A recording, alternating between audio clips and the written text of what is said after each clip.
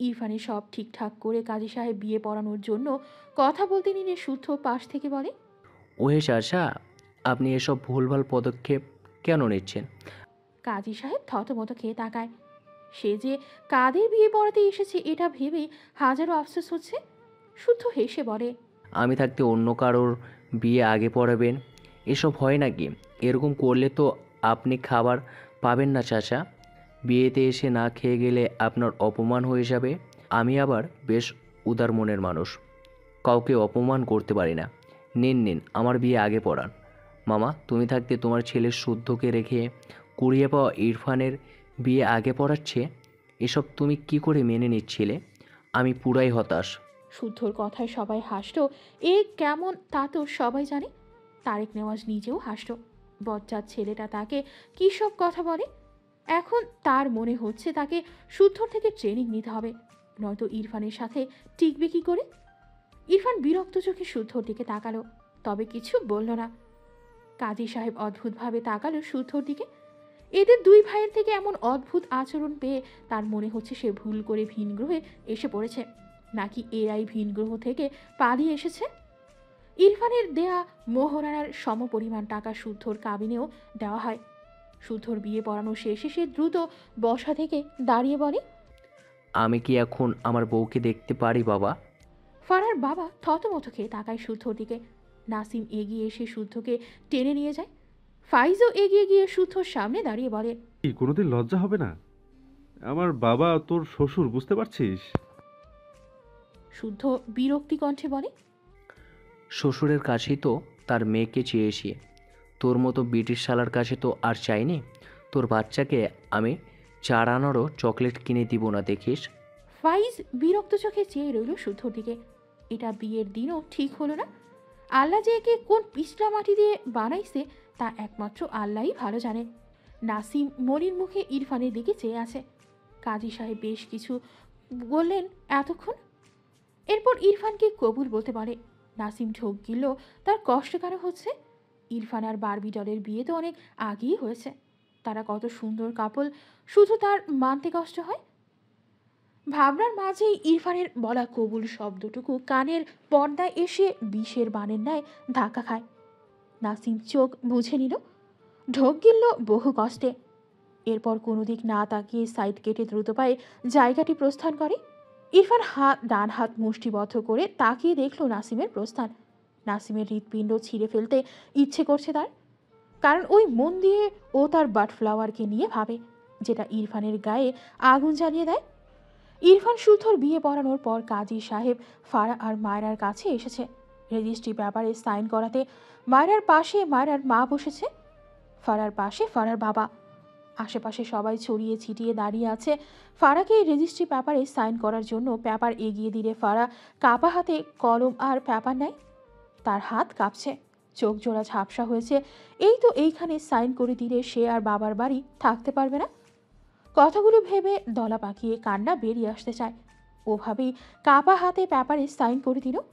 চোখ থেকে টুপ করে দুপা পানি গড়িয়ে পড়ল। পাশ ফিরে তার বাবাকে জড়িয়ে ধরে নিঃশব্দে অশ্রু বিসর্জন দেয়। ফারার বাবা মেয়েকে আগলে নেয়। তার চোখ জোড়া কখন যে ঝাপসা হয় বুঝে পায় না ভদ্রলোক। এই মেয়েটি সারা বাড়ি যে ঘুরঘুর করত, প্রতিদিন কোনো না কোনো আবদার করত, এখন এসব আর কে করবে। এখানে উপস্থিত সকলে বাবা মেয়ের আবেগ মাখা মুহূর্তে নিজেরাও ভীষণ আবেগী হয়ে পড়ে। মায়েরা মলিন মুখে পাশ ফিরে তাকিয়ে আছে। বাবা মেয়ের সম্পর্ক বুঝি এমন হয়, এত মিষ্টি হয়?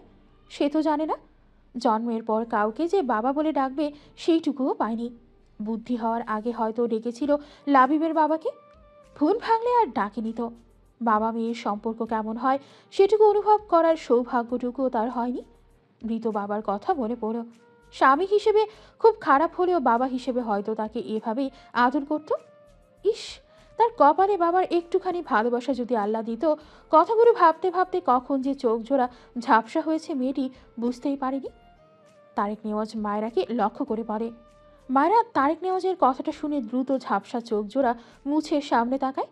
বসা থেকে দাঁড়িয়ে তারেক নেওয়াজের সামনে এসে হেসে বলে, একদম ভুলে যাইনি বাবা, আপনি মিথ্যা বলছেন।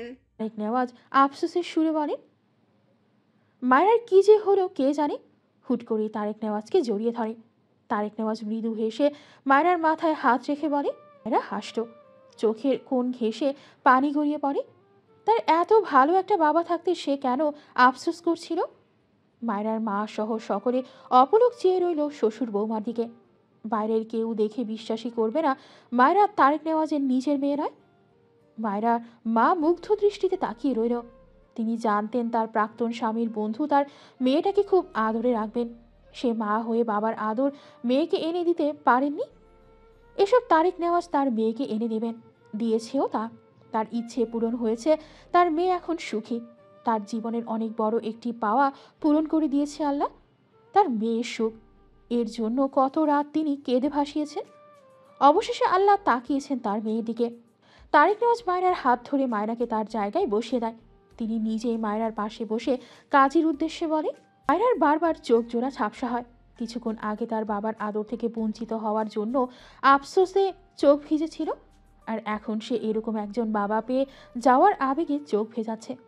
মায়রা রেজিস্ট্রি পেপারে সাইন করতে গেলে তার প্রথমবার বিয়ের দিনের কথা মনে পড়ল। কতই না কেঁদেছিল বিয়ে করবে না বলে। মায়ের আঁচল থেকে বেরোতে ইচ্ছে করতো না, যদিও তার বাড়িতে দিনগুলো ভীষণ কষ্টে বেরোতো। কিন্তু সেখানে কত যে মায়ের ভালোবাসা ছিল, এখনও আছে, তা মায়েরা ভুলবে কি করে?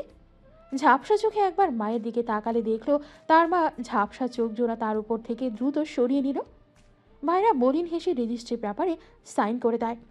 বিয়ের সব কাজ শেষে ইরফান, মায়রা, শুদ্ধ, ফারা সব সহ সবার কাজিন একটি বড় টেবিল বুক করে বসেছে। মায়রা যদিও দুপুরে খেয়েছে, কিন্তু এখন নাকি বর বউ একসাথে খেতে হয়। মায়রা অল্প একটু খাবে বলে ঠিক করেছে। ইরফান ঘাড় বাঁকিয়ে মায়রার দিকে চেয়ে আছে। মায়রা সবাইকে দেখছিল। ইরফানের দিকে চোখ পড়ে দুজনের চোখাচোখি হয়। মায়রা এগিয়ে গিয়ে ফিসফিসিয়ে বলে, কিছু বলবেন? ইরফান ছোট করে বলে। হুম। মায়রা ভাবুক ভঙ্গিতে বলে, কি? ইরফান সাথে সাথে বলে, তোমাকে খেতে চাই। মায়রা কেসে ওঠে। কি অসভ্য লোক! সবাই আছে তবু উল্টোপাল্টা বলছে। শুদ্ধ উল্টো পাশ থেকে চেয়ারে গা এলিয়ে বলে, সবাই আমাকে বলো তো, লজ্জা ভাঙার ওষুধ আছে নাকি? মায়রা বলে ওঠে। না তো ভাইয়া, এই ঔষধ নেই। ইরফান হঠাৎই বলে ওঠে। আছে। মায়রা চোখ ছোট ছোট করে বলে। মিথ্যা বলছেন কেন? আমরা সবাই জানি নেই। সকলে মুখ টিপে হাসছে। মায়রা বুঝতে পারেনি, শুধু পেছন দিয়ে হাত দিয়ে ফারাকে তার দিকে টেনে এনে ইরফানের দিকে চেয়ে বলে, ওষুধের নাম বলে দিত ভাই। ফারা জমে গিয়ে বসে আছে।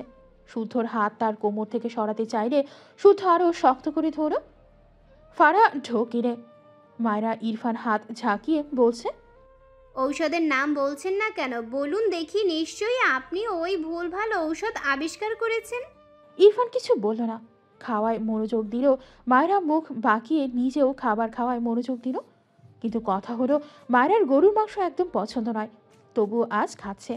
একটু খেতে গিয়ে তার মনে হলো এই মাংস সিদ্ধ হয়নি। একটা মাংস নিয়ে সেই কখন থেকে গুতাচ্ছে, মেজাজ খারাপ হলো। রাগে একটি গ্লাস নিয়ে প্লেটের মধ্যে হাত ধুয়ে নিল। এমনিতেই তার সেরকম ক্ষুধা লাগেনি, কিন্তু এত খাবার দেখে একটু একটু ক্ষুধা লেগেছিল। ইরফান তার পাতের সব মাংস টুকরো করেছে, মায়রাকে দিবে বলে। তার আগে মায়রা এমন কাজ দেখে মায়রাকে ধমকে বলে। টুপিড, কি করলে এটা? মায়রা ঝাঁকি দিয়ে ওঠে, মিনমিন করে বলে, আমার খিদে নেই। ইরফান কিছু বলল না। পোলাওয়ের সাথে এক টুকরো মাংস নিয়ে মায়রার মুখের সামনে ধরে। মায়রা অবাক হয় ইরফানের কাণ্ডে। জিভ দিয়ে ঠোঁট ভিজিয়ে সবার দিকে তাকালে দেখলো সবাই মিটমিট করে হাসছে। মায়রা মিনমিন করে বলে, আমি খাবো না। ইরফান ভাবলেশীনভাবে বলে। কোলে বসে খাবে? ওকে। মায়রা দ্রুত দুদিকে মাথা নাড়িয়ে বলে, না না, এখানে বসেই খাবো। কথাটা বলে হা করলে ইরফান মায়রার মুখে পোলাও তুলে দেয়। মিথিলা হেসে বলে। মায়রা মুখের খাবার চিবোতে চিবোতে মাথা নিচু করে নেয়। সবাই শুধু তার সাথে মজা নেয়। শুধু মাথা নিচু করে খেতে খেতে বলে, একটা লজ্জাশীল বউ পেয়েছি, এবার একটা লজ্জাহীন বউ লাগবে। রাতুল, এরকম একটা মেয়ে দেখো তো। ফারা রেগে তাকায় শুদ্ধর দিকে। শুদ্ধ ঘাড় বাঁকিয়ে ফারার দিকে চেয়ে হেসে বলে, নো টেনশন বউ, তোমার মতামতের 100% গুরুত্ব দেওয়া হবে। শুদ্ধর কথা শুনে সবাই হাসছে। মায়রা হেসে বলে, আরে ফারা আপু, এত চিন্তা করো না, তুমি একটা লজ্জাহীন বর পেয়েছ, আমি তোমাকে একটা লজ্জাহীন বর এনে দেব। মায়রার কথা শুনে শুদ্ধ চোখ বড় বড় করে তাকায়। হায় হায়, তার মেলায় হারিয়ে যাওয়া বোনটা তার বিরুদ্ধে কথা বলছে। মায়রার কথা শুনে ফারাসহ সকলে শব্দ করে হেসে ফেলল। ইরফান নিজেও একটু ঠোঁট বাঁকালো। ফাইজ হেসে বলে, আয়রা, তুমি একদম পারফেক্ট। ইরফান গম্ভীর গলায় বলে, প্রশংসা করার জন্য আমার বোনকে দিয়েছি। ইনায়া তার ভাইয়ের কথায় হাসল। বিয়ের প্রথম প্রথম সে কত চিন্তা করতো মায়রাকে নিয়ে। সময়ের সাথে সাথে সব কেমন পাল্টে গিয়েছে। ফাইজ এত খেতে খেতে ইনায়ার দিকে চেয়ে বলে, তোমার ননদ এত খারাপ কেন লিটল কুইন? ফাইজের কথা শুনে সবাই আবারও হাসতো। মায়রা বোকা চোখে সবাইকে দেখল। এই লোকটার জন্য তাকে নিয়ে সবাই হাসে। মায়রা ইরফানের হাতে খেতে খেতে প্রায় অনেকগুলো খাবার খেয়ে নিয়েছে। এরপর পানি খেয়ে দেখে আর দাঁড়াতেই পারছে না ঠিক করে। সে যাক, স্বামীর হাতে খেতে মজাই লাগে। সন্ধ্যার পর রিসিপশন থেকে সবাই ফিরেছে। শুদ্ধ গিয়েছে ফারাদের বাসায়। ফারাদের কাজিন সহ শুদ্ধর ছেলে কাজিনরা সবাই এসেছে। শুদ্ধ এখান থেকে ফারাকে নিয়ে তাদের গ্রামে যাবে। টিনা বেগম গ্রামে ছেলে বৌমার অপেক্ষায়। ইরফান আর মায়রা সহ ইরফানের মেয়ে কাজিনরা এসেছে ইরফানদের বাসায়। মায়রা একটি ঘরে বসে আছে, তার কোলে লাবিব, আশেপাশে ইরফানের অনেক কাজিন। মায়রা এদের সবাইকে এর আগে দেখেনি। ইনায়ের বিয়েতে এরা আসেনি। অনেক দূর সম্পর্কে সবাই এসেছে। ইরফানের কত কত ফুপি, খালা, মামি এসেছে। মায়রাকে কতজন যে এসে চুমু খেয়েছে, মায়রার মনে হচ্ছে সে মাত্র পৃথিবীতে জন্মেছে। তাই ইরফানের সব ফুপু, খালা এসে তাকে চুমু খাচ্ছে। তবে মায়রার ভালোও লেগেছে। এত আদর তার এই জীবনে সে পায়নি। সে বুঝেছে সবাই ইরফানকে খুব ভালোবাসে। তার বউ হিসেবে মায়রার এত আদর। আবিব মায়রার গালে হাত দিয়ে বলে, আপুই, সবাই তোমাকে তুমকায় কেন? মায়রা লাবিবের গালে চুমু দিয়ে বলে, তুই যেমন আমার কাছে বাচ্চা সোনা ভাইয়া, তাই তোকে আদর করি, তেমন তারাও আমাকে আদর করে। লাবিব বিড়বিড় করল। বউকে আদর করতে হয়? মায়রা গালে হাত দেয়। তার স্বামী তার ভাইটার মাথা খেয়ে ফেলেছে পুরো। সারাদিন শুধু বউ বউ করবে। শুদ্ধর সাথে তার কাকা ফুপি আছে, সাথে সব ছেলে কাজিন আর তার বাবার দিকের সকল কাজিন। শুদ্ধ এতক্ষণ ভাবা চাকা খেয়ে ফারাদের বাড়িতে ছিল। এত এত মানুষ জামাই আদর করতে এসে তাকে যে ফুটবল ভেবে শট দেয়নি, সেজন্য শুদ্ধ স্বস্তির নিঃশ্বাস নেয়। বিয়ে করলে বউয়ের সাথে সাথে আরও অনেক প্যারারে। ইস, জীবনটা পুরো তেজপাতা। আপাতত সে ফারার পাশে দাঁড়িয়ে আছে, মানে এখন তারা বেরোবে। কিন্তু ফারা কেঁদে কেটে অস্থির। শুদ্ধর অসহায় লাগে। ফাইজের কথা মনে পড়ে গেল। সে তো ইনায়ার সময় মজা করেছিল। এখন বউয়ের এত কান্না দেখে তার বুকটা ভারী লাগছে। ফারা তার বাবাকে জড়িয়ে ধরে ছাড়ে না। মেয়েরা বাবার কাছে ভীষণ আদুরে হয়, শুনেছে। এই কথাটা ফারার মাঝে একদম 100 ভাগে আছে। ফারার বাবার চোখ ভেজা। মেয়েটাকে ছাড়া কিভাবে থাকবেন তিনি? সে যতক্ষণ বাড়ি থাকে ফারা সবসময় তার পাশেই থাকে। কিন্তু মেয়েদের বাড়ি যে এটা ক্ষণস্থায়ী, এটাই মেনে নিতে হবে। ফারার বাবা ফারার মাথায় চুমু এঁকে শুদ্ধর হাতে ফারার হাত রেখে ভেজা গলায় বলে, শুদ্ধ এদের বাবা মেয়ের কাণ্ড দেখে ভীষণ ইমোশনাল হয়ে গিয়েছে। মাথা নেড়ে বলে, জি বাবা, অবশ্যই। আমার আর বলল না। থাক, শ্বশুর মানুষ, মুখে ব্রেক না লাগালে ব্যাপারটা কেমন যেন লাগে। পাড়া তার মা সহ আরও সবার থেকে বিদায় নিয়ে শুদ্ধর হাত ধরে এগিয়ে যায়। শুদ্ধ আস্তে করে বলে, ভালোবাসি পাখি। ফারা নাক টানল। গাড়ির কাছে গিয়ে দাঁড়ালে ফাইজ শুদ্ধ আর ফারার পিছে দাঁড়িয়ে বলে, তারা সাবধানে যাবি। ভাইয়ের কথায় ফারা পিছু ফিরে ফাইজকে জড়িয়ে ধরল। ফাইজকে বোনকে আগলে নিয়ে শুদ্ধর দিকে চেয়ে বলে, আমার বোনকে একদম কাঁদাবি না, বলে দিলাম। শুদ্ধ ভাবলেশীনভাবে বলে, আমি তোকে কাঁদানোর জন্যই নিয়ে যাচ্ছি। ফাইজ বিরক্ত চোখে তাকায়, আঙুল উঁচিয়ে বলে। আমি কিন্তু আমার বোনকে দিব না। শুদ্ধ ফারাকে টেনে নিয়ে বিরক্ত হয়ে বলে, কষ্ট করে বিয়ে করলাম আমি, আর এই বান্দা নাকি আমার বউকে দিবে না। সর, ব্রিটিশদের আশেপাশে আমার বউকে রাখা যাবে না। এসে বউ। এরপর গাড়ির দরজা খুলে দিলে ফারা আবারও তার ভাইয়ের দিকে তাকায়। নিজেকে সামনে গাড়িতে উঠে বসতে শুদ্ধ ফারার পাশে উঠে বসতে গাড়ি ছেড়ে দেয়। পেছন পেছন আরও 4টে গাড়ি, সবগুলো শুদ্ধদের বাড়ি যাবে। গাড়ি ছেড়ে দিতেই ফারা দু হাতের মাঝে মুখ নিয়ে ফুপিয়ে ওঠে। শুদ্ধ অসহায় চোখে তাকায়। তার খারাপ লাগছে। তাকে আপাতত নিজের কাছে নিজেকেই ভিলেন লাগছে। মনে হচ্ছে সে বাবা আর মেয়েকে আলাদা করছে।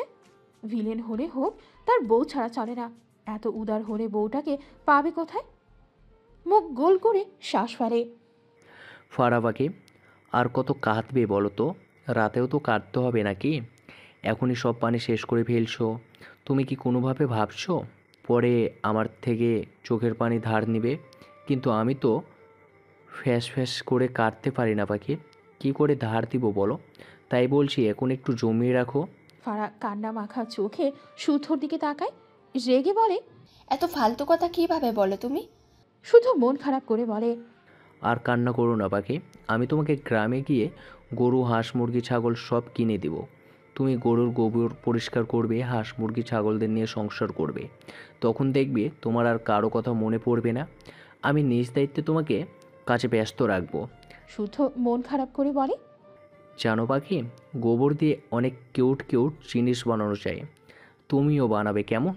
আমি সব ব্যবস্থা করে দেব। এই তো এভাবেই আমি ফালতু প্লাস মহৎ কাজের কথা বলি, বুঝেছো পাখি? ফারা চোখ মুখ কুচকে শুদ্ধর দিকে চেয়ে আছে। শুধু মুখ লুকিয়ে হাসতো, থেমেছে কান্না। এখন একটু শান্তি লাগছে। ফারাকে টেনে নিয়ে বুকে জড়িয়ে নিল। ফারা কিছু বলল না। শুদ্ধ ফারার মাথায় চুমু এঁকে মৃদু স্বরে বলে। আমি তো শহরেই থাকি, যখন ইচ্ছে হবে আমাকে বলবে, নিয়ে আসবো আমি। কথাটা বলে ফারার মুখ উঁচু করে অন্ধকারে ফারাকে দেখতে পায় না। শুকনো ঠোঁটে আলতো করে চুমু আঁকে একটা। ফারা একটু নড়ে চড়ে ওঠে। শুদ্ধ মৃদু হাসত। দু হাতে ফারাকে জড়িয়ে নিয়ে কানের কাছে মুখ নিয়ে ফিসফিসিয়ে বলে। আমার বউ, আমার ভালোবাসা। ফারা কেঁপে ওঠে, বা হাতে শুদ্ধ শেরওয়ানির একটু অংশ মুঠো করে ধরে। শুদ্ধ চোখ বুঝে প্রশান্তিময় হাসত। রাত তখন 10টা। ইরফান ছাদে দাঁড়িয়ে সিগারেটের ধোঁয়া ওড়াতে ব্যস্ত। নাসিম ছাদে এসেছিল একটু একা থাকতে। কিচ্ছু ভালো লাগছে না তার। ইরফানের বাবা তাকে যেতেই দিচ্ছে না। একটু একা থাকতে ছাদে এসে ইরফানকে দেখে আর সামনে এগোয় না। ইরফান পিছু ফিরে নাসিমকে দেখল। অন্ধকারে কেউ কাউকে স্পষ্ট দেখতে পায় না। নাসিম ছাদ থেকে নামার জন্য উল্টো ঘুরে এক পা এগোলে হঠাৎই পেছন থেকে ইরফানের কণ্ঠ পেয়ে তার পা থেমে যায়। পিছু ফিরে অবাক হয়ে তাকায় ইরফানের দিকে। নিজে থেকেই ইরফানের সামনে এসে দাঁড়ায়। নাসিমের চোখ দুটো লাল। ইরফান নাসিমকে তীক্ষ্ণ চোখে অবলোকন করেও রাগে তার শরীর জ্বলছে। এর এই বেহাল দশা তার বউয়ের জন্য। সে কিছুতেই মানতে পারছে না। নাসিম ঢোক গিলে কিছু বলতে চায়, তার আগেই ইরফান নাসিমের বাম গালে কষিয়ে একটা থাপ্পড় মেরে দেয়। নাসিম বিস্ময় দৃষ্টিতে তাকায় ইরফানের দিকে। ইরফান দু হাতে নাসিমের কলার টেনে দাঁতে দাঁত চেপে বলে। আমার বার্ড ফ্লাওয়ারকে নিয়ে ভাবা স্টপ না করলে তোকে আমি খুন করে ফেলবো নাসিম। নাসিম ঢোক গিলে বলে। তাহলে খুন করে দে। ইরফান নাসিমকে গায়ের জোরে ধাক্কা দেয়। নাসিম দু পা পিছিয়ে যায়। ইরফান দু হাতে তার মাথার চুল টেনে রেগে বলে। It's a big problem, I can't kill you. Nasim মৃদু হেসে বলে। কেন পারবি না? ইরফান নাসিমকে আবারও ধাক্কা দিয়ে আওয়াজ তুলে বলে। Cause you are my friend. Nasim আবারও একটু হাসল। ইরফান শুদ্ধর সাথে তার আর ফাইজের ক্লাস 7-এ পরিচয়। এরপর থেকে আজ পর্যন্ত একসাথেই। তবে অন্তরা তাদের ভার্সিটি লাইফের ফ্রেন্ড। ইরফান যদিও অন্তরার সাথে যথেষ্ট বন্ধুত্ব রাখত, বেশ অনেক মাস পর ফ্রেন্ডের মতো তুই প্লাস প্রয়োজনে কথা বলতো। এরপর অন্তরার ফালতু কাজে ইরফান অন্তরার উপর ভীষণ ক্ষিপ্ত হয়। অন্তরার সাথে ইরফানের ভাই বোনের সম্পর্কের সূচনাতেই সমাপ্ত হয়েছে। কিন্তু সে, শুদ্ধ, ফাইজ, ইরফান এদের রিলেশন ছিল অন্যরকম। ইরফান নিজেকে শান্ত করে গম্ভীর গলায় বলে। তুই বিয়ে করবি? নাসিম বিস্ময় দৃষ্টিতে তাকায় ইরফানের দিকে। ইরফান এগিয়ে এসে বলে। অ্যাজ সুন অ্যাজ পসিবল তোর বিয়ে হবে। নাসিম ঢোক গিরে বলে। আমি বিয়ে করবো না ইরফান, তুই আমার লাইফে ইন্টারফেয়ার করিস না। অ্যাটলিস্ট এই টপিক নিয়ে তো নয়। আমি বুঝেছি আমাদের ফ্রেন্ডশিপের সমাপ্তি এখানেই, তাই ভুলে যা আমাকে। ইরফান রেগে বলে। নো, তোর লাইফে ইন্টারফেয়ার আমিই করব। আমার ফ্রেন্ড হওয়ার আগে এসব ভাবা উচিত ছিল তোর। অ্যান্ড এসব ভোলা ভুলি, I just hate this topic. Nasim কি বলবে বুঝলো না। সে জীবনেও বিয়ে করতে পারবে না। ভাবলেই তার কেমন দম বন্ধ লাগে। ইরফান হঠাৎই শান্ত কণ্ঠে বলে। নেক্সট ডে একটা রাইড হোক। নাসিম অবাক হয়ে তাকায় ইরফানের দিকে। ভার্সিটিতে তারা 4 বন্ধু মিলে প্রায় বাইক রাইডে যেত। তবে ইরফানকে কখনো হারাতে পারত না। এটা নিয়ে সে ফাইজ, শুদ্ধ ভীষণ আফসোস করত। মাঝে মাঝে তারা 3 জন আলোচনা করত ইরফানের মাথায় বাড়ি দিয়ে ইরফানের মাথা থেকে রাইড করার স্মৃতি ভুলিয়ে দিয়ে তারা কেউ একবার যেত। পরে নিজেদের বোকা বোকা কথায় নিজেরাই হেসে ভার্সিটির মাঠ জমিয়ে রাখত। তবে নাসিম একবার ইরফানকে হারিয়েছিল, কিন্তু সে উইন হওয়ার পর দেখে ইরফানের গায়ে জ্বর ছিল, অথচ তারা কেউ বুঝতেই পারেনি। এই জন্ম থেকেই মাথা পাগল। এরপর ইরফান হঠাৎই বিজনেসে ফোকাস করায়। বাইকের প্রতি সে যে ঝোঁক ছিল এটা থেকে একদমই সরে এসেছে। তারা সবাই একটু একটু অবাক হয়েছিল ইরফানের কাজে।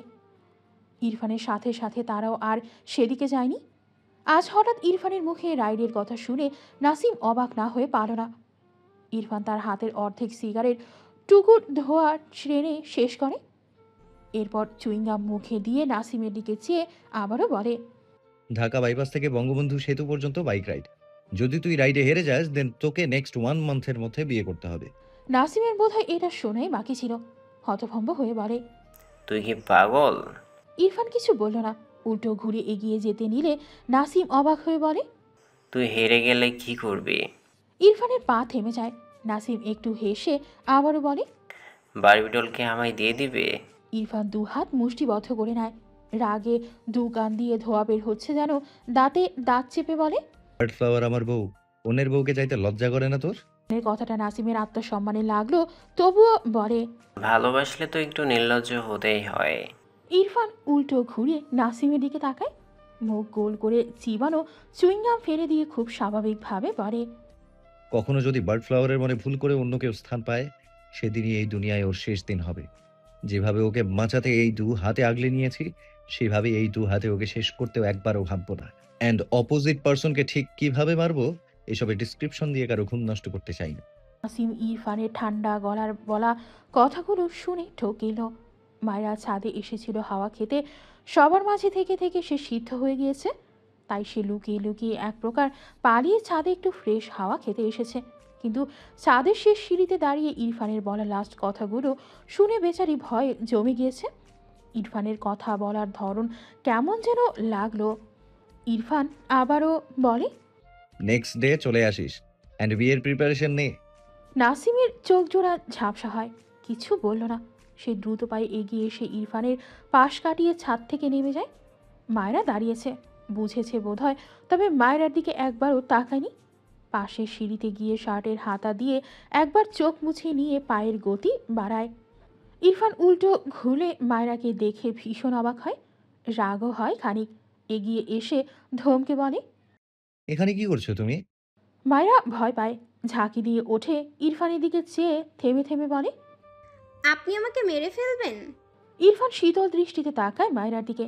আরেকটু এগিয়ে এসে মায়রাকে 2 হাতে আগলে নিয়ে ছাদের মেঝেতে দাঁড় করে। মায়রা মাথা নিচু করে নেয়। ইরফান আলতো করে মায়রার হিজাব খুলে আলগা করে দেয়। এরপর মায়রাকে 2 হাতে জড়িয়ে গলায় মুখ গুজে 2টো চুমু আঁকে। মায়রা ঠকিল। ইরফান মুখ তুলে মায়রার পানে তাকিয়ে বলে, অন্য কাউকে নিয়ে ভাবলে তুমি বেঁচে থাকার রাইটস হারাবে। মায়রা চোখের পলক ফেলে ইরফানের দিকে চেয়ে থাকে, মৃদু স্বরে বলে, আপনি মারবেন তো? আপনি মরলে আমি মরতে রাজি। ইরফান অদ্ভুত চোখে তাকায় মায়রার পানে, অবাক হয়ে বলে। হোয়াট? মায়রা কোমরে হাত দিয়ে বলে, মা, আমাকে মেরে আপনি আরেকজনকে বিয়ে করে তার সাথে ফষ্টি নষ্টি করবেন এত সহজ নাকি? এসব ভেবে থাকলে ভুলে যান, জানেন না বাঙালি বউরা তার স্বামীদের নিয়ে খুব পজিটিভ। ইরফান মায়রার কথাগুলো নিঃশব্দে হাসল। 2 হাতের আজলায় মায়রার মুখ নিয়ে মৃদু স্বরে বলে, জাস্ট আমাকে নিয়ে ভাববে, তাহলে তোমার হাতে চাঁদও এনে দেব। মায়রা চোখ ছোট ছোট করে বলে, আপনাকে নিয়েই ভাবি, চাঁদটা কবে এনে দিবেন? আমার কিন্তু আসল চাঁদই চাই। ইরফান থতমত খেয়ে তাকায়। কথাটা দ্বারা সে একটা বোঝালো, আর এই স্টুপিড কি বলছে। বিরক্ত কণ্ঠে বলে, স্টুপিড গার্ল, ভালো হবে না তুমি। মায়রা মুখ বাঁকিয়ে বলে, নিজে যে মিথ্যা মিথ্যা ডায়লগ দিচ্ছেন সে বেলায় কিছু না, আমি চাইলেই দোষ। ইরফান কিছু বলল না। সে ভুলে কেন যায় সে একটা বাদরকে বিয়ে করেছে? এসব ভাবনা রেখে মায়রা ঠোঁট জোড়া আঁকড়ে ধরে। মায়রাকে নিজের দিকে টেনে নেয়। ধীরে ধীরে মায়রার শাড়ি এলোমেলো করতে ব্যস্ত হয়। মায়রা ছটফটিয়ে ধাক্কা দেয় ইরফানকে। ফলস্বরূপ মায়রা নিজেই 2 পা পিছিয়ে যায়। ইরফান প্রচণ্ড বিরক্ত চোখে মায়রার দিকে তাকায়। ইরফান এগোতে নিলে মায়রা তার হিজাব হাতে নিয়ে কোনোভাবে দৌড়ে সিঁড়ি বেয়ে নামতে থাকে। পিছু ফিরে রেগে বলে, অসভ্য লোক একটা, আপনার ঘর আমি বেচে দিব। ঘর তো কোনো কাজেই লাগবে না আপনার। ইরফান বিরক্ত চোখে মায়রাকে দেখল। ঘড়িতে রাত প্রায় 12টার ঘর ছাড়িয়েছে। ইরফান ঘরে প্রবেশ করে দরজা আটকে বেডের দিকে তাকালে দেখল বিভিন্ন ধরনের ফুল দিয়ে বেড সাজানো। এগিয়ে গিয়ে দেখল বেডের মাঝখানে বাটফ্লাওয়ার দিয়ে একদম বাটফ্লাওয়ারের আকৃতি করে সাজানো। এটা ইরফান নিজেই করেছে তার পেইন্টিং রুমের ব্যালকনিতে লাগানো বাটফ্লাওয়ারের গাছ থেকে। কল্পনায় সে মায়রাকে দেখতে পায়। এই বাটফ্লাওয়ারগুলোকে দেখলে ঘরের চারপাশে চোখ বুলিয়ে মায়রাকে না দেখে ভ্রু কুচকালো। পেইন্টিং রুমের লাইট জ্বালানো দেখে সেদিকে এগিয়ে যায়। দরজা ছেড়ে পুরোটা খুলে ভেতরে প্রবেশ করে দেখল মায়রা দোলনায় ঘুমিয়ে গিয়েছে। মায়রার দিকে চেয়ে ধীরে ধীরে মায়রার সামনে এসে দাঁড়ালো। সেই সকালের সাজ এখনও আছে। আবারও সেজেছে নাকি? একটুও নষ্ট হয়নি। বাম কাত হয়ে শান্ত হয়ে ঘুমিয়ে আছে। দু হাতে কিছু একটা আঁকড়ে ধরে বুকে জড়ানো। ইরফান এক পা বাইরে রেখে দোলনার ভেতর মায়রার পাশে বসল। হাত বাড়িয়ে মায়রার জড়িয়ে রাখা জিনিসটা আলতো হাতে ছাড়িয়ে নিয়ে চোখ বুলিয়ে দেখত তার আর মায়রার পিক, যেখানে ইরফান হাঁটু মুড়ে বসে মায়রার শাড়ির কুচি ঠিক করে দিচ্ছে। ইরফানের মুখে হাসি ফুটে ওঠে। মায়রা ছাদ থেকে এসে এটা এঁকেছে বুঝল। তার মতো নিখুঁত না হলেও সুন্দর হয়েছে। তবে ইরফানের কাছে মায়রার আঁকা এই পিকটি তার সব নিখুঁত আঁকা পিকের চেয়ে ভীষণ ভালো লাগলো। হাতের পিকটি টেবিলের ওপর রেখে দু হাতে মায়রাকে উঠিয়ে তার বুকে জড়িয়ে নিল। বা হাতে মায়রাকে জড়িয়ে রেখে ডান হাতে ধীরে ধীরে মায়রার সব গহনা খুলে দেয়। নাকের নথ খুলতে গিয়ে মায়রা একটু ব্যথা পেয়ে ঘুমের ঘোরে মৃদু আর্তনাদ করে উঠলে ইরফান দ্রুত ছেড়ে দেয়। নাকের পিঠে আলতো চুমু খেয়ে মৃদু স্বরে বলে, সরি। ইরফান মায়রার আবারও খুবই ধীরে ধীরে নটটি খুলে রেখে দেয়। মায়রার খুব হালকা হয়েছে। পিটপিট করে চোখ মেলে তার সামনে ইরফানকে দেখে দ্রুত সোজা হয়ে বসে। ঘুমু ঘুমু চোখে ইরফানের দিকে তাকায়। তাকে সবাই বলেছিল ইরফানের জন্য অপেক্ষা করতে। সেও অপেক্ষা করছিল, কিন্তু কখন ঘুমিয়ে সে বুঝতেই পারেনি। নিজের কাছে নিজেই বিরক্ত হলো। দু হাতে চোখ ডোরে ইরফানের দিকে চেয়ে ঘুম জড়ানো কণ্ঠে বলে, সরি, আমি ভুল করে ঘুমিয়ে গিয়েছিলাম। ইরফান বিমোহিত দৃষ্টিতে মায়রার দিকে চেয়ে আছে। মাঝারি চওড়া কপাল, ঘুমো ঘুমো চোখ দুটি তবু কি স্বচ্ছ, পাতলা ও ঘন পাপটি বারবার ওঠানামা করছে। নাকের রেখা সোজা, কোমল ঠোঁট দুটি হালকা বাঁকানো। ইরফান নিখুঁতভাবে মায়রাকে অবলোকন করে। তার চোখে মুখে ঘোর লেগে যায় তার এই বাচ্চা বউকে দেখলে। ঘুমানোর কারণে মায়রার চোখ মুখ হালকা ফোলা ফোলা। ইরফানের দৃষ্টিতে মুগ্ধতার রেশ বাড়তেই থাকে। ইরফান ঢোক গিরে মৃদু স্বরে ডাকে, বউ। মায়রা কেঁপে ওঠে। কিভাবে যেন ডাকলো ইরফান। ইরফানের দৃষ্টিতে দৃষ্টি মিললে মায়রা তার লাজুক চোখ জোড়া নামিয়ে নেয়। ইরফান মায়রাকে টেনে তার কোলে বসালো। মায়রা জিভ দিয়ে ঠোঁট ভেজায়। ইরফান ডান হাতে মায়রার কাঁধের আঁচলে আটকানো স্টেপ টিফিন খুলতে নেয়। মায়রা এলোমেলো দৃষ্টি ফেলে ঢোক গিরে। ইরফান হাতের স্টেপ টিফিন খুলে ছুঁড়ে ফেলে। এরপর হুট করে মায়রার কাঁধ থেকে আঁচল ফেলে দিয়ে মায়রা দ্রুত ইরফানকে জড়িয়ে ধরে। চোখ মুখ খিচে কাঁপা কাঁপা কণ্ঠে বলে, কি করছেন? ইরফান দু হাতে মায়রাকে জড়িয়ে নেয়। কানের পিঠে শব্দ করে চুমু এঁকে ঘোরের মাঝে উত্তর দেয়, আদর করবো বউ। ইরফান মায়রাকে তার থেকে ছাড়িয়ে নিতে চাইলে মায়রা ছাড়ে না। আরও শক্ত করে ইরফানকে জড়িয়ে ধরে। ইরফানও নিঃশব্দে হাসল। বা হাতে মায়রার চুলগুলো সরিয়ে মৃদু স্বরে বলে, তোমার লজ্জা ভাঙে না কেন বাটফ্লাওয়ার? মায়রা আরও লজ্জা পায়। এই লোকটা তাকে এভাবে মেরেই ফেলবে একদিন। ইরফান মৃদু স্বরে বলে, তোমার আর্ট ভীষণ বাজে হয়েছে। কথাটা শুনতেই মায়রা তড়াক করে চোখ মেলে তাকায়। সাথে সাথে ইরফানকে ছেড়ে অদ্ভুতভাবে ইরফানের দিকে তাকায়। সে কত শখ করে ইরফানের জন্য আঁকলো বসে বসে, আর লোকটা কিভাবে বলে দিল বাজে হয়েছে। ইরফান তীক্ষ্ণ চোখে মায়রার দিকে চেয়ে আছে। মায়রার চোখ জোড়ায় জমা পানির কণা চোখ এড়ায়নি ইরফানের, তবে কিছু বলল না। মায়রার শাড়ির আঁচল টেনে ঠিক করে ইরফানের দিকে আর চোখে তাকালো। এরপর দোলনার ভেতর থেকে নামতে গেলে ইরফান মায়রাকে টেনে ধরে। মায়রা হাত মোচড়ামুচড়ি করে ছাড়াতে চায়। ইরফান টেনে এনে মায়রাকে তার কোলে বসায়। বা হাতে মায়রার পেট শক্ত করে চেপে ধরে। মায়রা একটা কথাও বলল না। দু হাতে ইরফানের হাত সরাতে চাইলে ইরফান পেছন থেকে মায়রার গলায় মুখ গুজে দেয়। এলোমেলো চুমুয়াকে বা হাত শাড়ি ভেদ করে উন্মুক্ত পেটে রাখে। হাতের বিচরণ এলোমেলো করে। মায়রা হাঁসফাঁস করে কাপা কণ্ঠে বলে। ছাড়ো। ইরফান মায়রার গলায় নাক ঘষে বিরক্তি কণ্ঠে বলে। এই ছাড়ুন ওয়ার্ড কোথা থেকে শিখেছো স্টুপিড? মায়রা ঢোকিল। ইরফান হঠাৎই মায়রাকে নিয়ে দোলনার ভেতর থেকে নেমে দাঁড়ায়। মায়রা কিছু বোঝার আগে ইরফান মায়রার শাড়ির আঁচল টেনে ফেলে দেয়। কোমরে গুজে রাখা শাড়ি ব্যস্ত হাতে আলগা করতে থাকে। মায়রা ইরফানকে ধাক্কা দিয়ে দ্রুত পাশের রুমে যাওয়ার জন্য পা বাড়ালে ইরফান মায়রার শাড়ি টেনে পুরোটাই খুলে দেয়। মায়রা চেঁচিয়ে ওঠে, রেগে বলে, অসভ্য লোক, আপনি আমার সব খুলে নিচ্ছেন কেন? ইরফান মায়রার দিকে এগিয়ে আসতে আসতে বলে। উইদাউট ড্রেসে তোমাকে মারাত্মক সুন্দর লাগে বউ। মায়রা চোখ বড় বড় করে তাকায়। মায়রার মনে হলো ইরফান সত্যি একটা বখাটে, যে তাকে চরমভাবে টিস করছে। কিন্তু তা কি করে হয়? ইরফান তো তার স্বামী, কিন্তু ইরফান তো এভাবে কথা বলে না। আজ কি হয়েছে ইরফানের? অবাক হয়ে বলে, আপনি কি আজকেও নেশা করেছেন? ইরফান মায়রার দিকে কেমন করে যেন তাকিয়ে আছে। মায়রা ইরফানের এমন অস্থিরতায় ঘেরা দৃষ্টিতে টিকতে না পেরে তার দৃষ্টি নামিয়ে নেয়। ভীষণ লজ্জা লাগছে তার। ইরফান জড়ানো কণ্ঠে বলে, আমি স্ট্রং ড্রাগ খেতে চাই। ইরফানের কথা শুনে মায়রা দ্রুত মাথা তুলে তাকায়, রেগে বলে, আর একদিন ওইসব ছাইপাশ খেলে আপনাকে আমি ছাড়বো না বলে দিলাম। ইরফান সূক্ষ্ম হেসে বলে, স্ট্রং ড্রাগ খেতে তোমার আমাকে ধরে রাখা ভীষণ ইম্পর্ট্যান্ট। Good job. মায়রা থতমত খেয়ে তাকায়। ইরফানের কথাটা বুঝেছে সে কত বড় খারাপ লোক, তাকে ড্রাগ বানিয়ে দিচ্ছে। ইরফানকে তার একদম কাছে দেখে উল্টো ঘুরে পাশের রুমে যেতে চাইলে ইরফান দ্রুত এগিয়ে এসে মায়রাকে জাপটে ধরে। মায়রা বেচারি লজ্জায় কেঁদে দিয়ে বলে, নিজে কাপড় পরে আমার সব খুলে নিয়েছেন, অসভ্য লোক, ছাড়ুন আমায়। ইরফান হতভম্ব চোখে তাকায় মায়রার দিকে, চোখ ছোট ছোট করে বলে, তুমি আমার কি দেখতে চাও? মায়রা থতমত খেয়ে এলোমেলো দৃষ্টি ফেলে, মাথা নাড়িয়ে বলে, কিছু না, কিছু না, আপনি কাপড় পরে থাকুন। ইরফান ঠোঁট বাঁকিয়ে বলে। দেখতে হবে। মায়রা চোখ বড় বড় করে বলে, কি? ইরফান একই ভঙ্গিতে বলে, তুমি যা ভাবছো তাই। কথাটা বলে মায়রাকে বা হাতে শক্ত করে ধরে ডান হাতে তার শেরওয়ানির কয়েকটা বোতাম খুলে শরীর থেকে ছাড়িয়ে ছুঁড়ে ফেলে। মায়রা রেগে বলে, আপনি একটা জাতা, ছাড়ুন আমায়। উফ, আপনার সাথে আমি থাকবই না। ইরফান মায়রার নড়াচড়ায় বিরক্তি কণ্ঠে বলে। থাকতেও হবে, দেখতেও হবে। মায়রা কাঁদো কাঁদো মুখ করে তাকায়। কি শুরু করেছে এই লোকটা?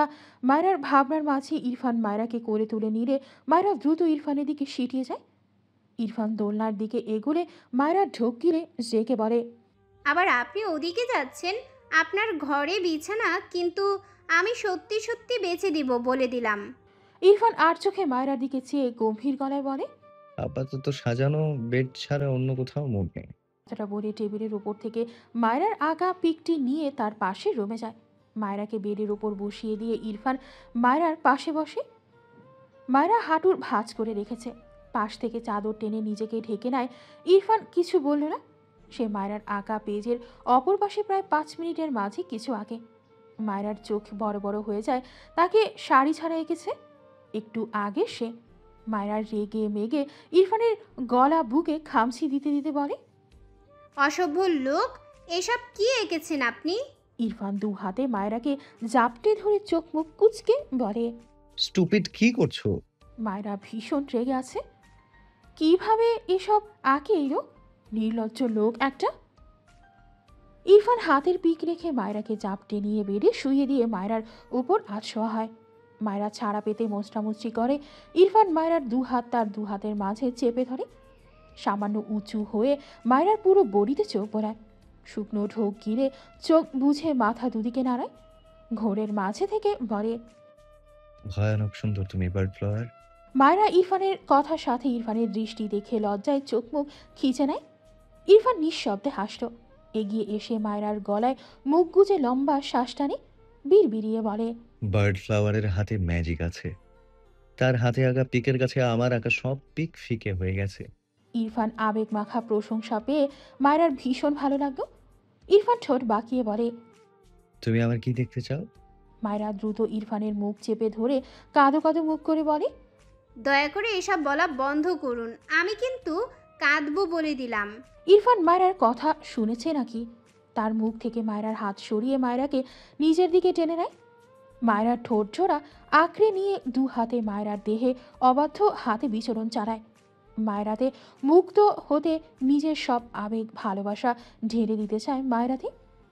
সময়ে গতির সাথে সাথে ছোট মায়রার প্রতি ইরফানের উন্মাদনা বাড়ে। মায়রা ছটফটিয়ে ওঠে, না চাইতেও ফুঁপিয়ে ওঠে।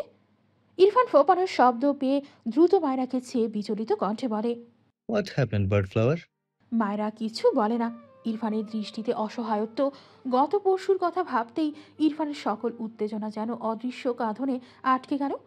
তার বউ তো ছোট, সে গত পরশু যেমন দুইবার কথাটা ভুলে বসেছিল, আজও ভুলে বসেছে। কেন যেন রাগ হলো নিজের ওপর। সেই প্রথম যেমন রাগ হতো মায়রাকে বাচ্চা ভাবলে, আজ তেমনই রাগ হলো। ইচ্ছে করো মায়রার গালে দুটো থাপ্পড় লাগাতে তার সামনে আসার জন্য, কিন্তু মায়রার মুখের দিকে তাকিয়ে আবার সব নিভে গেল। মায়রা চোখ বুঝে নীরবে অশ্রু বিসর্জন দিচ্ছে। ইরফান দীর্ঘশ্বাস ফেলে তার হাজারটা ইচ্ছেকে দমিয়ে পিষে ফেলে মায়রার ওপর থেকে উঠে গেল। মায়রা নিজের উপর হালকা অনুভব করতেই দ্রুত চোখ মেলে তাকালে দেখল ইরফান বেড থেকে নেমে সামনের দিকে এগিয়ে যাচ্ছে। মায়রা ঢোকিল। ইরফান ফার্স্ট এড বক্স থেকে ঘুমের ঔষধ বের করে পুরো 3টে ঔষধ একেবারে খেয়ে নেয়। মায়রা পেছন থেকে দেখতে পায় না। ইরফান ঔষধ খেয়ে ব্যালকনিতে যায়। মায়রা বুঝল না ইরফানের হঠাৎ কি হলো। ইরফান দরজা জানালা আটকে 4টে সিগারেট শেষ করে, এরপর চুইংগাম চিবিয়ে ঘরে আসতে দেখলো মায়রা গায়ে চাদর জড়িয়ে বসে আছে। ইরফান ভ্রু কোঁচকাল, কিন্তু কিছু বলল না। এগিয়ে এসে মায়রার পাশে শটান হয়ে শুয়ে পড়ল। মায়রা পিট করে ইরফানের দিকে চেয়ে থাকে। ইরফান কি তার উপর রেগে আছে? নিজের জড়তা কাটিয়ে ইরফানের বাহুতে হাত রেখে মিনমিন করে বলে, আপনি কি আমার উপর রাগ? ইরফান মায়রাকে কথাটুকু শেষ করতে না দিয়ে মায়রার হাত ঝাড়া দিয়ে ছাড়িয়ে নিয়ে ধমকে বলে, স্টুপিড, টাচ করছো কেন? মায়রা বিস্ময় দৃষ্টিতে তাকায়। হঠাৎ ইরফানের এমন ব্যবহার একটুও হজম হলো না মেয়েটির। মুহূর্তেই চোখ জোড়া ভরে ওঠে। চোখ ভর্তি পানি নিয়ে ইরফানের দিকে তাকিয়ে থাকে। ইরফান মায়রার ভেজা চোখ দেখে নিজেকে দমিয়ে নিল। ফোঁস করে শ্বাস ফেলে হাত বাড়িয়ে মায়রাকে টেনে তার বুকে শুইয়ে দিয়ে মৃদুস্বরে বলে, সরি। মায়রা ফুপিয়ে কাঁদে। সে তো কিছুই করেনি, তবু ইরফান এমন করলো কেন? ইরফান মায়রার গায়ে পেঁচানো চাদর আরও ভালোভাবে পেঁচিয়ে দিয়ে মায়রাকে দু হাতে জড়িয়ে নিয়ে চুলের ভাঁজে চুমু এঁকে বলে, আমার হেডেক হচ্ছে, ঘুমাও। মায়রা নাক টেনে বলে, ঔষধ খান। খেয়েছি। মায়রা মাথা তুলে বলে, আমি আপনার চুল টেনে দেই। ইরফান মায়রার দিকে তাকালো। মেয়েটা এত আদুরে কেন? একটুকুতেই কেঁদে ভাসিয়েছে। ডান হাতে মায়রা মুখ মুছে দিয়ে মায়রার কপালে চুমু আঁকে। এরপর মায়রাকে শক্ত করে নিজের সাথে জড়িয়ে নিয়ে বলে, নো নিড, ঘুমাও। মায়রা ইরফানকে জড়িয়ে ধরে চোখ বসল। ইরফান ঔষধের প্রভাবে বেশ কিছুক্ষণের মাঝেই ঘুমিয়ে পড়ে, কিন্তু মায়রার চোখে ঘুম আসলো না। মাথা উঁচু করে ইরফানকে দেখে বুঝলো ইরফান ঘুমিয়েছে। মায়রা ইরফানের মুখে হাত বুলিয়ে দেয়। ইরফানের ব্যবহারে ভীষণ অবাক হয়েছে মায়রা। পুরো ব্যাপারটা তার মাথার উপর দিয়ে গিয়েছে। আবার ইরফান এত দ্রুত ঘুমানোর অবাক হয়। অনেক বেশি মাথা ব্যথা করছিল কি? প্রশ্নটি মাথায় আসতেই মায়রা উঠে বসে। বাঁ হাতে ইরফানের মাথায় চুল আলতো করে টেনে দিতে থাকে। ওভাবে বসে থাকতে থাকতে এক পর্যায়ে ইরফানের কপালে গাল ঠেকিয়ে মায়রাও ঘুমিয়ে যায়। তো অসহায় মুখ করে বসে আছে। ফারা শুদ্ধর ঘরের এক কোণায় বসে ফুপিয়ে কাঁদছে। কিছুক্ষণ পর ত্রিনা বেগম শুদ্ধর ঘরে এসে বলে, শুদ্ধ, তুই আজ তোর কাজিনদের সাথে গিয়ে থাক বাবা, আমি ফারহার আম্মুর কাছে থাকছি। কথাটা শোনার সাথে সাথে শুদ্ধ শব্দ করে বলে ওঠে, কি? ত্রিনা বেগম ভ্রু কুচকে তাকায়। ফারা কাছে বাবা মায়ের জন্য, সে থাকলে মেয়েটার একটু ভালো লাগবে। মেয়েটা তো খুব বড় নয়। তাছাড়া ত্রিনা বেগমের ভীষণ মায়া লাগে মেয়েদের দেখতে। তার একটা মেয়ের খুব শখ ছিল, এজন্যই যে কোনো মেয়েকেই যেন অন্তর দিয়ে ভালোবেসে ফেলে উনি। মায়রার ক্ষেত্রেও এমন হতো। আর যেখানে ফারা তার ছেলের বউ, তাকে যতভাবে ভালো রাখা যাবে তিনি সবভাবেই ভালো রাখবেন। শুদ্ধ মাথা চুলকে বলে, মানে বলছিলাম কি, আমি ওর কাছে থাকলে কি হবে মা? টিনা বেগম ফারার পাশে বসে বলে, যেতে বলেছি যা, আজ আমি ওর কাছে থাকবো। শুদ্ধর হাত পা ছড়িয়ে কাঁদতে ইচ্ছে করলো। তার মা একটু বেশিই দরদি, তাই বলে অন্যের জন্য দরদি হতে গিয়ে নিজের ছেলের কথা ভাববে না? অসহায় মুখ করে ঘর থেকে বেরিয়ে যেতে যেতে ফারার দিকে একবার তাকালো। বিড়বিড় করলো। আজকের রাতটা শুধু যাক, তারপর কত প্রকারভাবে কাটতে পারো তাই দেখবো ফারা পাখি। এরপর ঘর থেকে বেরিয়ে যায়। ভাগ্যিস গতকাল গিয়েছিল ফারার বাড়ি, তাই তার ভার্জিনিটি নষ্ট করতে পেরেছে, নয়তো আজকেও না পারার শোকে সে হার্ট অ্যাটাক ফ্যাটাক করে ফেলতো। ফারা পাখি কত জ্বালায় তাকে। ইস, বিয়ের রাতটাও ছাড় দিল না। পরদিন ইরফান অফিসের কাজ শেষে রাত 8টার মাঝে বাড়ি ফিরেছে। মায়েরা ইরফানকে এত দ্রুত ফিরতে দেখে অবাক হয়। ইরফান অনেক দ্রুত বাড়ি ফিরলেও সেটা হয় 10টা থেকে 11টার মধ্যে, তার আগে কখনো ফেরে না। মায়েরা ডিভানের উপর বসে ইরফানকে দেখছে। ইরফান নাসিমকে বলা কথা অনুযায়ী কয়েক বছর পর আজ বাইক রাইডের জন্য নিজেকে প্রিপেয়ার করছে। কাভার্ডের এক কোণায় পড়ে থাকা সব কিছু বের করে বেডের উপর রাখে। মায়েরার দিকে চেয়ে জিজ্ঞেস করে, মেডিসিন নিয়েছো? মায়েরা মাথা নাড়িয়ে সম্মতি জানায়। জিজ্ঞেস করে, এসব কি বের করলেন? ইরফান ছোট করে বলে। ইম্পর্টেন্ট জিনিস। এরপর সে গায়ে রাইডিং জ্যাকেট জড়িয়ে নেয়, তারপর রাইডিং প্যান্ট, পায়ে বুট পরে, এরপর 2 হাতে গ্লাভস পরে নিয়ে ডান হাতে হেলমেট নেয়। মায়েরা অদ্ভুতভাবে চেয়ে আছে ইরফানের দিকে। কেমন অদ্ভুত লাগছে ইরফানকে। মায়েরার গ্রামে ইরফানকে দেখার কথা মনে পড়ল। ইরফান মায়েরার সামনে দাঁড়িয়ে বলে, আবার ফিরতে লেট হলে মেডিসিন নিয়ে ফার্স্ট ঘুমাবে। মায়েরা ইরফানের কথার উত্তর না দিয়ে বলে, আপনাকে কালা মামা লাগছে। ইরফান ভ্রু কুঁচকে বলে, স্টুপিড, আমি তোমার মামা? মায়েরা মিটিমিটি হেসে বলে, হবেন? ইরফান চোখ পাকিয়ে তাকায়, মায়েরা মুখ বাঁকায়। ইরফান বাইরে যেতে যেতে বলে, ফিরে এসে বোঝাবো আমি তোমার কি বাদুর কোথাকার। বেশ কিছুক্ষণ ভেবে ভেবে থেমে থেমে একটি কাগজে কিছু লিখত। এরপর কাগজটি 4 ভাঁজ করে তার পকেটে রেখে দেয়। রাইডে যাওয়ার জন্য আগেই রেডি হয়েছে, এখন জাস্ট 2 হাতে গ্লাভস পরে নিল। সে মূলত জিততে যাচ্ছে না বা হেরে গিয়ে বিয়ে করবে এজন্যও যাচ্ছে না। আসলে অনেকদিন পর ইরফানের থেকে এমন অফার পেয়ে ইরফানের সাথে একটু সঙ্গ দিতে যাচ্ছে। আর কখনো দেখা হবে না হয়তো। দীর্ঘশ্বাস ফেলে হেলমেট নিয়ে তার ঘর থেকে বেরোলে দেখলো তার মা ডাইনিংয়ে মন খারাপ করে বসে আছে। প্রায় বছর 5 আগে তার বাবা মারা যায়। সে আর তার মা এই বাড়িতেই থাকে। হঠাৎ দেশ ছেড়ে যাওয়ার সিদ্ধান্ত জানানোই তার মায়ের মন খারাপ। তিনি কি করে থাকবেন ওখানে গিয়ে, এই নিয়ে নাসিমের সাথেও ঠিক করে কথা বলছে না। নাসিম মৃদু হাসল, এগিয়ে গিয়ে টেবিলের ওপর হেলমেট রেখে হাঁটু মুড়ে বসে তার মায়ের সামনে। ভদ্রমহিলা নাসিমকে দেখেও কিছু বললেন না। নাসিম মায়ের অভিমানে হাসল, 2 হাতে নিজের হাতের মুঠোয় নিয়ে বলে, তুমি চাও না মা তোমার ছেলে এই দেশ ছেড়ে মুক্ত বাতাসে ঘ্রাণ নিক, নাকি চাও এই দেশের বাতাসে আমি দম বন্ধ হয়ে ছটফট করি? নাসিমের মা ঝাপসা চোখে ছেলের পানি চাইলেন। নাসিম মলিন হাসল। তার মা জানে নাসিমের সিচুয়েশনের কথা। নাসিম তার মায়ের সাথে ভীষণ ফ্রেন্ডলি। সে মায়েরাকে দেখার পর সবার আগে তার মাকে এসব বলেছিল। নাসিমের মাও ভীষণ খুশি ছিল। ছেলে কাউকে পছন্দ হয়েছে শুনে তিনি মেয়ের বাড়ি যেতে চাইলে নাসিম বলেছিল, মেয়েটি অনেক ছোট, আর একটু বড় হোক, কিন্তু বড় হতে গিয়ে যে আরেক জায়গায় বিয়ে হয়ে গিয়েছে। ভদ্রমহিলা জানে নাসিম যে মেয়েকে বিয়ে করতে চেয়েছিল মেয়েটির অন্য একজনের সাথে বিয়ে হয়ে গিয়েছে। কিন্তু মজার ব্যাপার হলো মেয়েটি যে মায়েরা এটা তিনি জানেন না। দীর্ঘশ্বাস ফেলে ছেলের মাথায় হাত বুলিয়ে বলে, সব গুছিয়ে রেখেছি বাবা, আমাদের ফ্ল্যাট কবে? নাসিম তার মায়ের হাতে চুমু এঁকে বলে, আগামীকাল। কোথায় যাচ্ছিস? একটা কাজে, তুমি খেয়ে ঘুমিয়ে পড়ো। ওখানে গিয়ে আমি তোকে সুন্দরী বিদেশি মেয়ে দেখে বিয়ে দেব। নাসিম হেলমেট পরতে পরতে শব্দ করে হেসে ফেলল। বাইরে যেতে যেতে বিড়বিড় করে, জীবনের একটি অংশ থেমে গিয়েছে, তুমি যদি বুঝতে মা। ইরফান প্রায় 30 মিনিট বাইক চালিয়ে বাইপাস রোডে আসে। 2 মিনিট পেরোতেই নাসিম সেম গ্যাটাপে ইরফানের পাশে এসে বাইক থামায়। ইরফান ঘাড় বাঁকিয়ে দেখল নাসিমকে। দুজনের মাথায় হেলমেট থাকায় কেউ কারো মুখ দেখতে পায় না। ইরফান গম্ভীর গলায় বলে, এর প্রিপারেশন নিয়ে এসেছিস? নাসিম চোখ বুঝল বিয়ে শব্দটার সাথে তার শত্রুতা জন্মেছে, অথচ এটাই সবার মুখে শুনতে হচ্ছে। আসার আগে মায়ের মুখে, এখন ইরফান নিজেকে সামনে কিছু বলার আগে ইরফান বাইক স্টার্ট দিয়ে বলে, কাকে বিয়ে করবি বলে ঠিক করলি? নাসিম ঢোক গিরে ইরফানকে রাগাতে কৌতুক স্বরে হেসে বলে, বারবি ডলকে। ইরফান রাগে বাইকের হ্যান্ডেলবার 2 হাতে শক্ত করে চেপে ধরে। সামনে দৃষ্টি নিবদ্ধ রেখে শক্ত গলায় বলে, তোর জন্য কঠিন মৃত্যু অপেক্ষা করছে।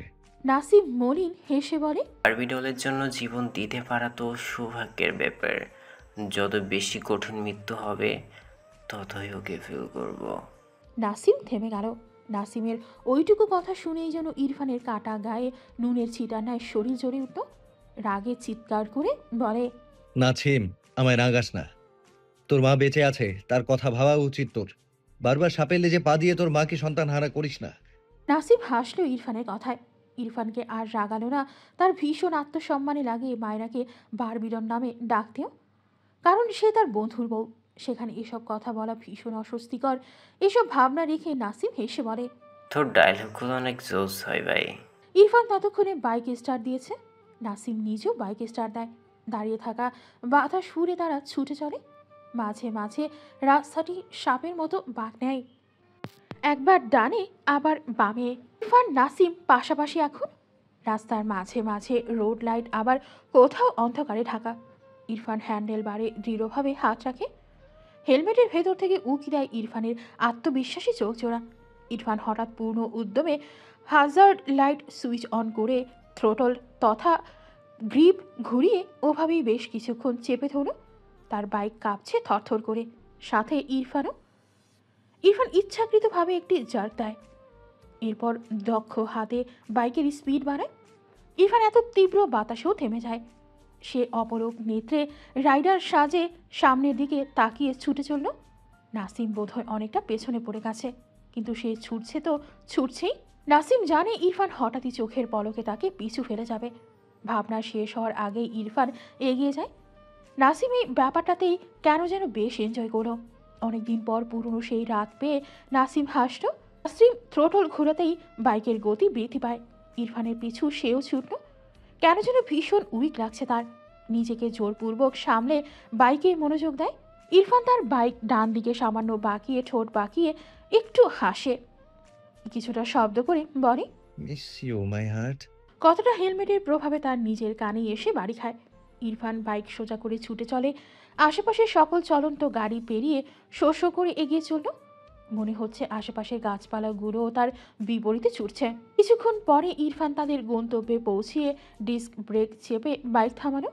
পেছনে ফিরে নাসিমকে দেখতে না পেয়ে গম্ভীর চোখে বেশ কিছুক্ষণ চেয়ে থাকে। ইরফান আবারও বাইকে স্টার্ট দিয়ে উল্টো পথে এগোয়। কয়েক সেকেন্ডের মাঝে নাসিমকে দেখতে পায়, কিন্তু হঠাৎই কি হলো কে জানে, নাসিম বাইক সহ উল্টে পড়ে। ইরফান হতভম্ব হয়ে যায়। বাইকের সামনে একটি পাঞ্চ মেরে শব্দ করে বলে ওঠে, শিট। বাইকের স্পিড বাড়িয়ে কয়েক সেকেন্ড নাসিমের পাশে বাইক থামিয়ে দৌড়ে গিয়ে নাসিমের বাইক টেনে তোলে। নাসিম চোখ মুখে কুঁচকে রাস্তায় বসে আছে। ইরফান রাগে নাসিমের বাইক অপর দিকে ঠাস করে ছুঁড়ে ফেলে। দ্রুত নাসিমের হাঁটু টেনে বলে, আর ইউ ওকে? নাসিম ব্যথাজড়িত কণ্ঠে বলে, না ভাই, মারাত্মক ব্যথা পেয়েছি। তুই আমাকে একটু বাড়িতে নামিয়ে দিবে? ইরফান চিন্তিত কণ্ঠে বলে। হসপিটাল যেতে হবে। কথাটা বলে রাকিবকে কল করতে চায়। তার গাড়ি নিয়ে আসতে বলার জন্য নাসিম দ্রুত বলে ওঠে, আরে আহামরি কিছু নয়, তাছাড়া বাড়ির পাশেই ডক্টর আঙ্কেল থাকে, এটা উনি ছাড়িয়ে দিতে পারবে। তুই আমাকে বাড়িতে নামিয়ে দিয়ে আসবে? ইরফান গম্ভীর গলায় বলে। ওকে।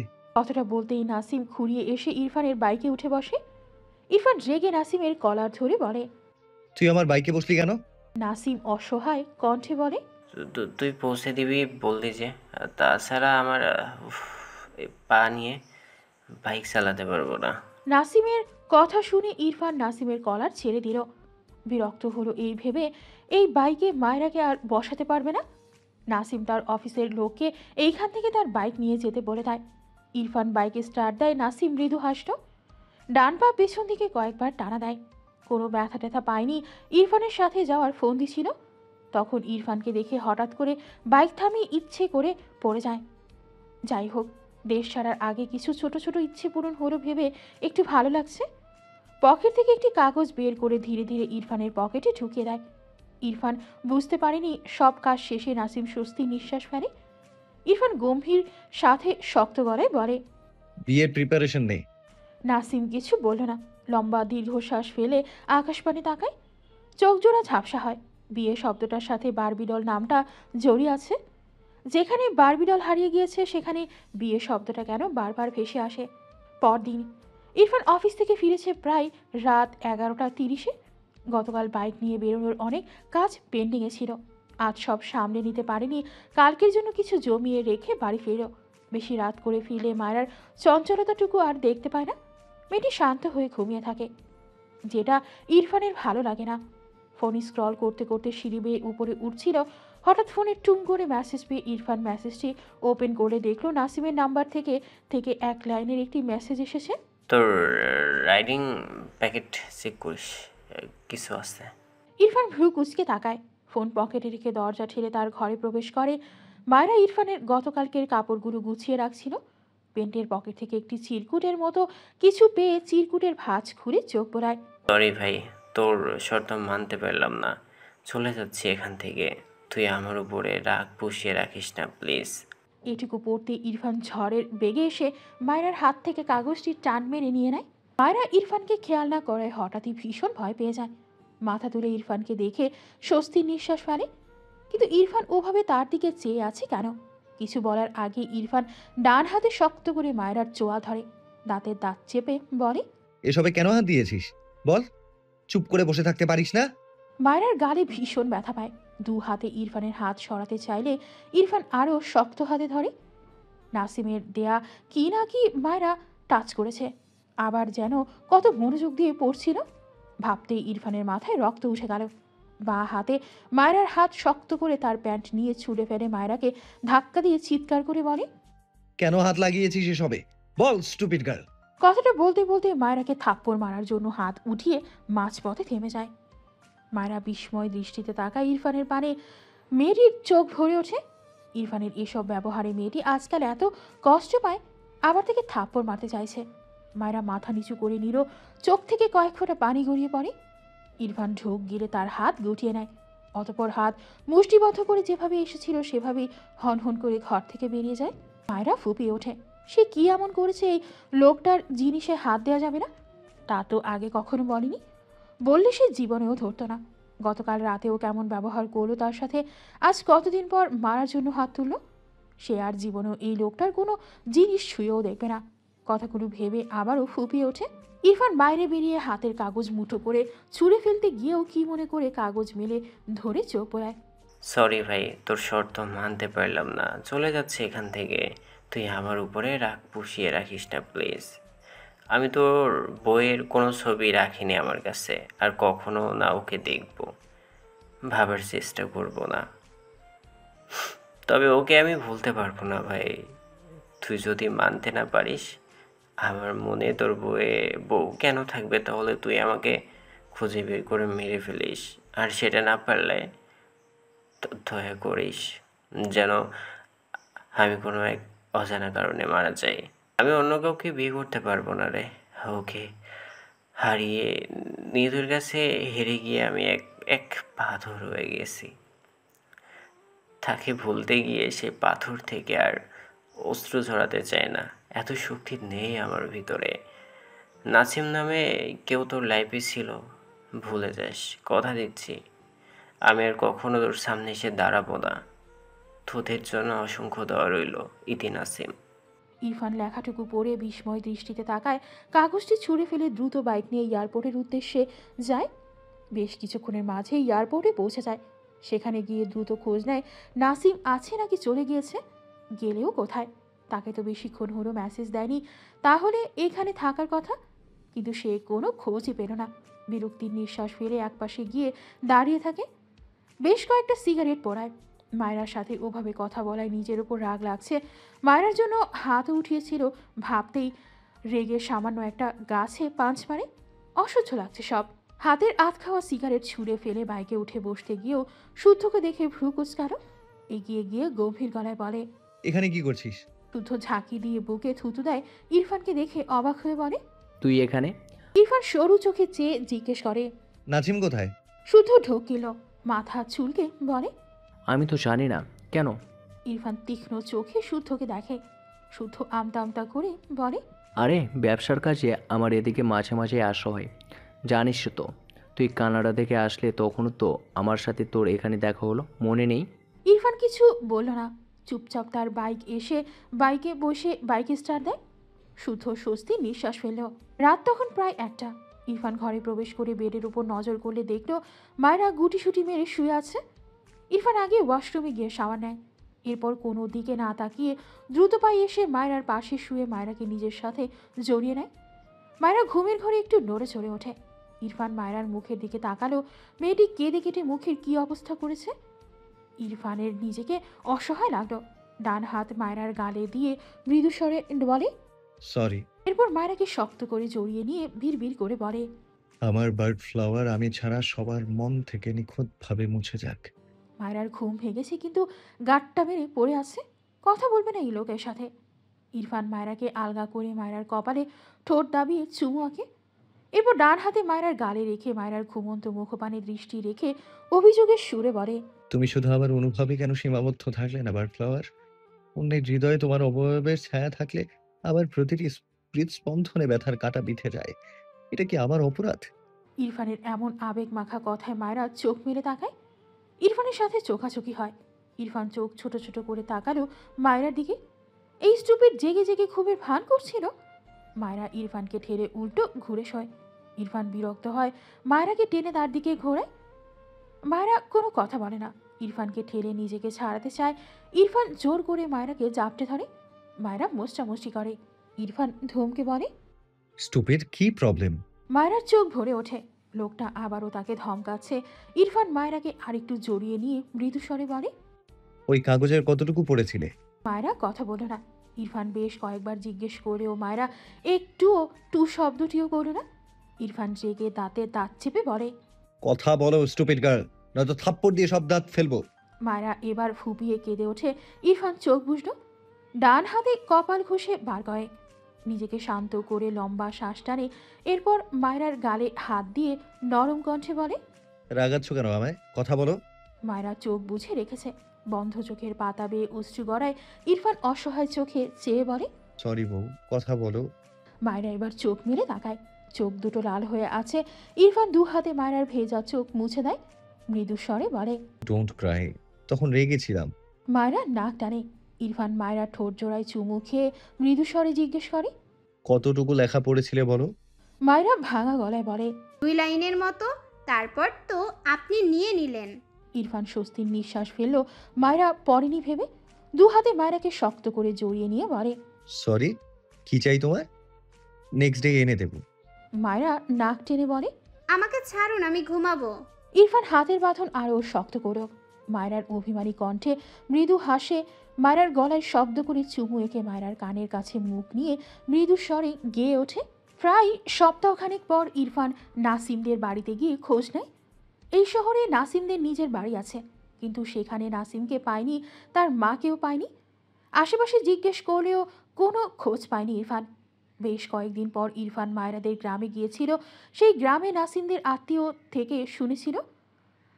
সেখানে গিয়েও কোনো খোঁজ পায়নি, যেন নাসিম নামের কোনো অস্তিত্বই নেই। তাকে একটা কথা বলার সুযোগ না দিয়েই হারিয়ে গেল। আবারও ভুলে যেতেও বলল। সে বলেছিল এসব ভুলে যাওয়ার টপিককে সে হেট করে, অথচ নাসিম তাকে সেই অফার করে অদৃশ্য হয়েছে। দেখতে দেখতে প্রায় 6 মাস পেরিয়েছে। নাসিমদের বাড়ি গিয়ে প্রায়ই খোঁজ নেয় ইরফান।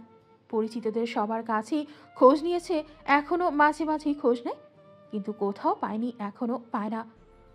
কথাগুলো ভেবে ইরফান দীর্ঘশ্বাস ফেলে। সেদিনের পর নাসিমের সিম একেবারের জন্য ওপেন হয়নি। ইরফান অনেক ট্রাই করেছে, কিন্তু কোথাও কোনো হদিস পায়নি। বুকে 2 হাত আড়াআড়িভাবে রেখে চোখ বুঝে নেয়। লাইফে ফার্স্ট টাইম নাসিম ইরফানকে বাইক রাইডে হারিয়েছিল। ইরফানকে হারাতে পেরে যেন নাসিম সহ শুদ্ধ ফাইজও খুশি হয়েছিল। ইরফান বিরক্ত চোখে ওদের 3 জনকে দেখছিল। তার গায়ে জ্বর ছিল। ওরা 3 জন কথা বলার ফাঁকে নাসিম খেয়াল করেছিল ইরফানের চোখ লাল। এগিয়ে এসে যখন দেখল ইরফানের গায়ে জ্বর, তখন ইরফানকে রেগে কথা শুনিয়েছিল। ইরফানও রেগে নাসিমকে ধাক্কা দিয়েছিল। কেউ তার উপর কথা বলবে এসব সে নিতে পারে না। ইরফানের রাগকে পাত্তা না দিয়ে শুদ্ধ, ফাইজ, নাসিম সবাই রেগে কথা শুনিয়েছিল। শুদ্ধর কথা ছিল, এই তো শালা মোড়ে চাঁদে গিয়ে আরামসে ঘুমাবো, আর আমার পাগলা হয়ে রাস্তায় রাস্তায় ঘুরবো, বিয়াত্তপ। নাসিমের কথা ছিল, শালা তোর বাইক ভেঙে টুকরো টুকরো করে ভাঙ্গাচোরা হিসাবে বেছে হাওয়াই মিঠাই কিনে খাবো, তখন হাওয়াই বসে রাইড করিস। ইজো কিছু বলেনি হয়তো ইরফান না শুনে তার বাইকে স্টার্ট দিয়ে বাড়ির দিকে রওনা হয়। নাসিম দ্রুত তার বাইকে উঠে ইরফানের পিছু পিছু আসছিল আর বলছিল, বেয়াদব, এই বেয়াদব দাঁড়া, শুধু অ্যাক্সিডেন্ট করে দেখা। ইরফান বাইকের স্পিড আরও বাড়ায়। নাসিম বিরক্ত চোখে তাকায়, মনে মনে দোয়া করে ওর মতো ঘাটতেরা বন্ধু যেন কারো না হয়। আবারও চেঁচিয়ে বলে, এই তেরার বাচ্চা দাঁড়া, বাল একটা।